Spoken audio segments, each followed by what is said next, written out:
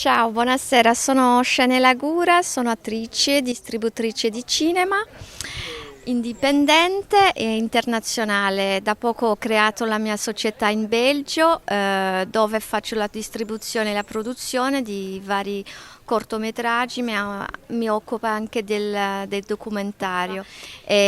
Sto creando anche a Roma il Kino Cabaret, che sarà la promozione in novembre, e poi a Tolfa con la Film Commission del Civitavecchia, che si sono associate a me per creare nel giugno del 2014 questo grande festival del Kino Cabaret lì a Tolfa.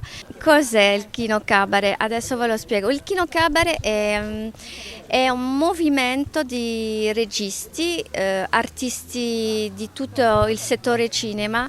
È stato creato da Christian Laurence e Jericho Jeudi 14 anni fa a Montreal.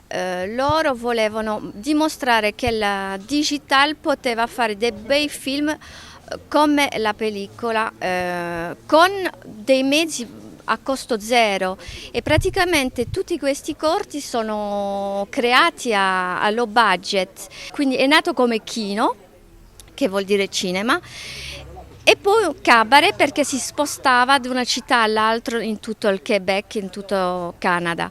Quindi hanno fatto nel 2002 il primo internazionale, dove la Germania l'ha portato in Europa, in Amburgo, e poi è nata a Bruxelles, ne sono nasciti due, un altro a Liegi, e poi da lì si è sparso veramente dappertutto. In Francia ce n'è più di 10, e ce n'è in Spagna, in Italia non esisteva.